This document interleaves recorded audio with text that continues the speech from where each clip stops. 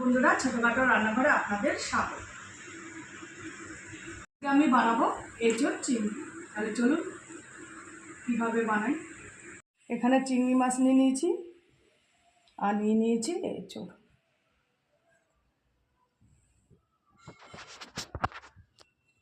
দেখুন চিংড়ি মাছের সাইজগুলো কিন্তু খুব বড় বড়। আজকে এঁচোড় চিংড়ি রান্না করব। প্রথমে এঁচোড়টা কেটে নেব আর চিংড়ি মাছগুলো বেছে নেব।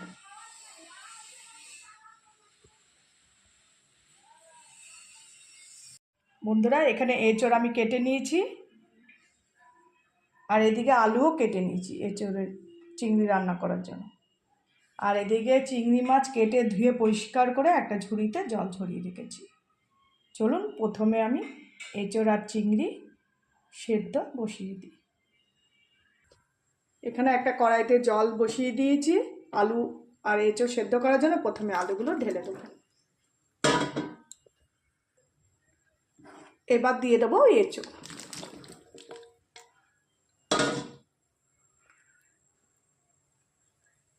আলু আর এঁচোড় সিদ্ধ বসিয়ে দিয়েছি। এবার দিয়ে দেবো পরিমাণ মতো একটু লবণ আর হলুদ, যাতে এঁচোড়টা ভালো মতো সেদ্ধটা ভালো হয়। আর কচি এঁচোড় তো একদম গাছ থেকে পাড়া কচি এঁচোড়। এঁচোড় সেদ্ধ করার জন্য দিয়ে দেবো লবণ আর দিয়ে দেবো সামান্য পরিমাণ একটু হলুদ।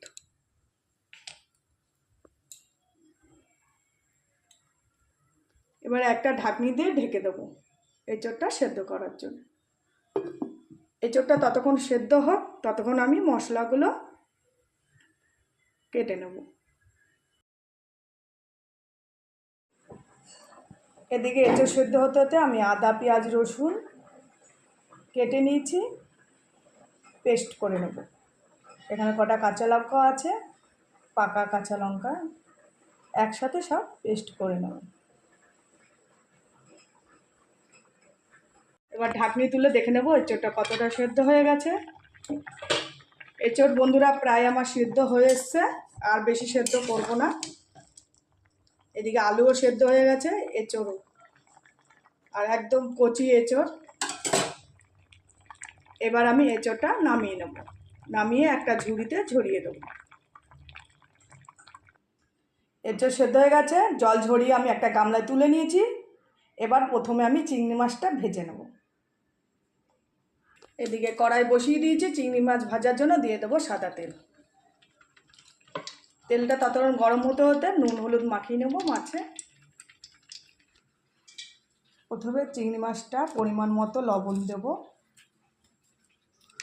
আর দিয়ে দেবো পরিমাণ মতো হলুদ। এবার চিংড়ি মাছটা ভালো করে মাখিয়ে নেব।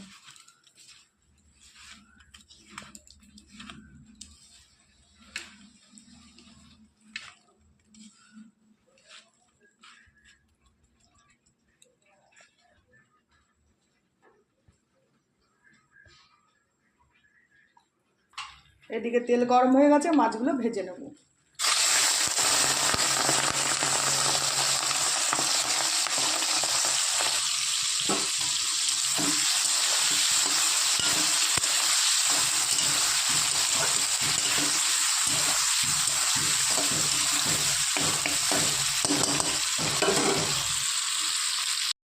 এদিকে চিংড়ি মাছ আমার ভাজা হয়ে গেছে, এবার তুলে নেব।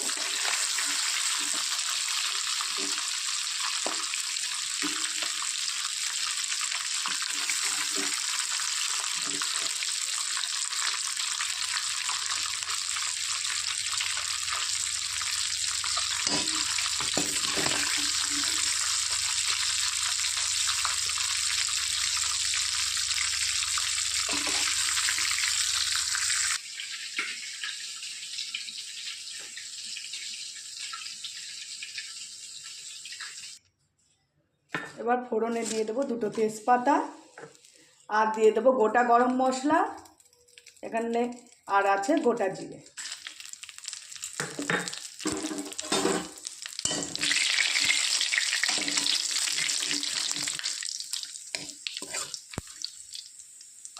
ফোড়নটা লাল লাল হয়ে আসলে মশলার পেস্টটা দিয়ে দেবো। এবার দিয়ে দেবো মশলার পেস্ট। এখানে আদা পেঁয়াজ রসুন আর কাঁচা লঙ্কা পেস্ট একসাথে করা আছে। ভালো করে মশলা আমি কষিয়ে নেব যতক্ষণ কাঁচা গন্ধটা না যাবে।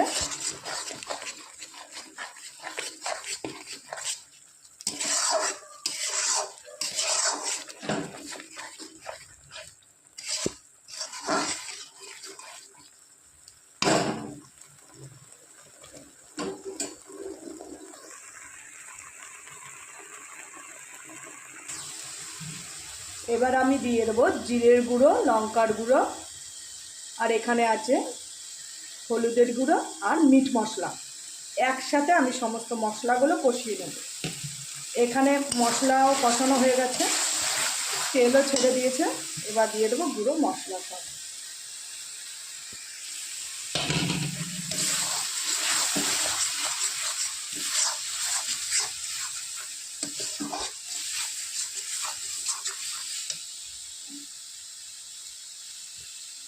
আর দিয়ে দেবো পরিমাণ মতো লবণ, যেহেতু এঁচোড় সেদ্ধ করার সময় লবণ ব্যবহার করেছিলাম। সামান্য পরিমাণ একটু জল দিয়ে ভালো করে কষিয়ে নেব।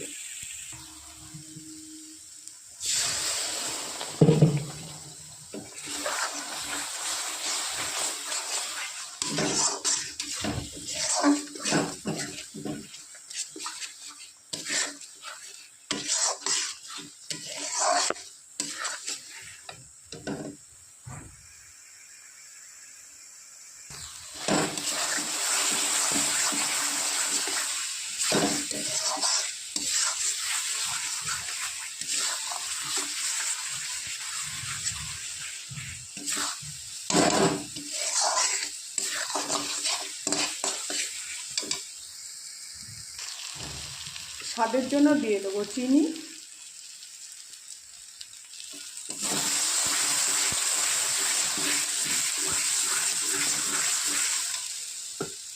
আর দিয়ে দেবো টমেটোর সস।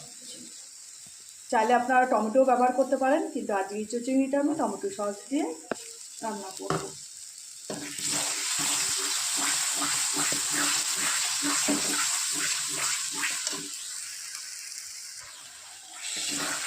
মশলা আমি ভালো মতো কষিয়ে নিয়েছি। এবার দিয়ে দেবো সেদ্ধ করা এঁচোড়।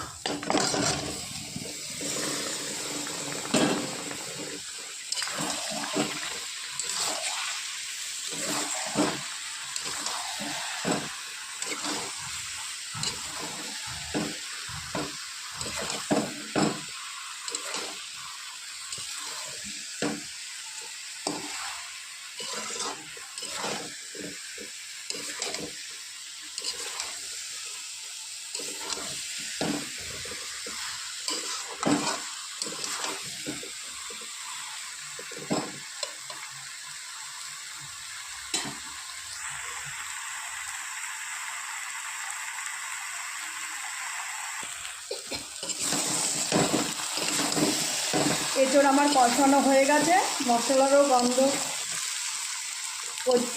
মশলার গন্ধ, কাঁচা গন্ধ চলে গেছে। একদম ভালো মতো কষিয়ে নিয়েছি। এবার দিয়ে দেবো পরিমাণ মতো জল।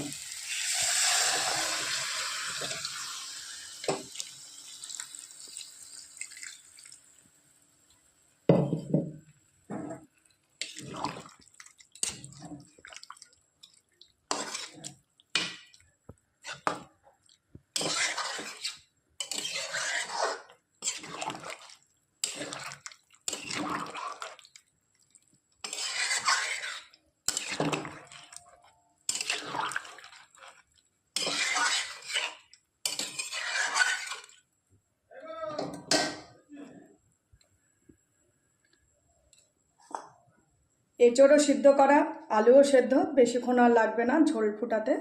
তাই দিয়ে দেবো ভেজে রাখা চিংড়ি মাছ।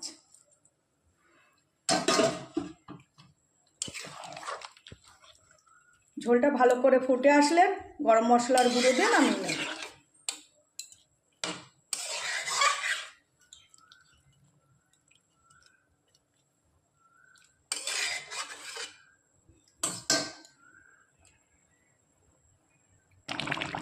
দেখুন বন্ধুরা, ঝোল টক করে ফুটছে।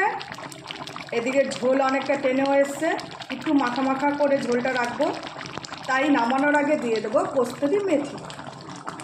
হাত দিয়ে ভালো করে ডলে নিয়েছি।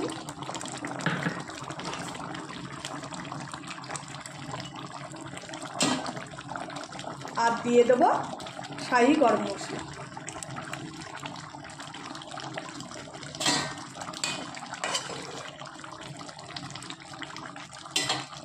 কিছুক্ষণ ঢেকে তারপর আমি নামিয়ে নেব। তাহলে গ্যাসের ওভেন বন্ধ করে 10 মিনিট মতো আমি ঢেকে রাখবো। তারপরে আমি একটা গামলায় নামিয়ে নেব।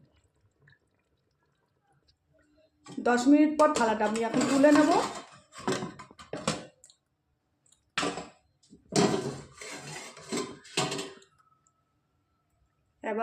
এবার একটা গামলায় নামিয়ে নেব।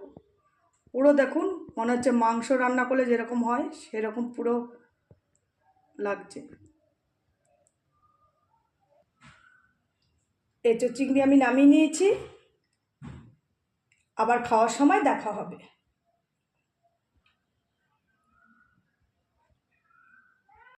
বন্ধুরা, ছোটখাটো রান্নাঘরে আপনাদের স্বাগত। বন্ধুরা, কত সুন্দর হয়েছে এঁচোড় চিংড়ি। খুবই লোভনীয় একটা খাবার। আর এরকম এঁচোড় চিংড়ি হলে এক থালা ভাত খাওয়া হয়ে যায়। তাহলে চলুন খেয়ে দেখাই। এখানে ভাত নিয়ে নিয়েছি, এবার নিয়ে নেব এঁচোড়।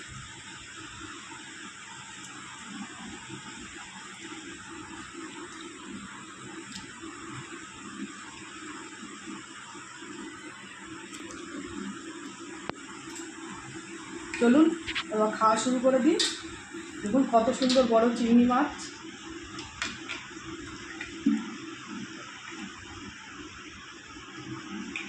এঁচোড়টাও সুন্দর গলেছে।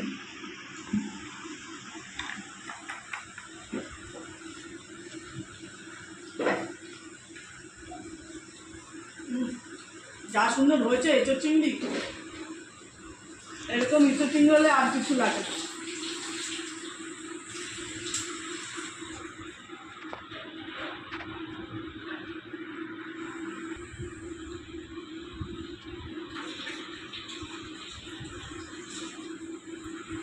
তাই এরকম এঁচোড় চিংড়ি আপনারা রান্না করে খাবেন। যদি ভালো লেগে থাকে একটা লাইক, কমেন্ট, শেয়ার করে দেবেন। আর আমার পাশে থাকবেন আর চ্যানেলটি সাবস্ক্রাইব করে দেবেন। নমস্কার। রেসিপিটা আপনাদের কীরকম লাগবে।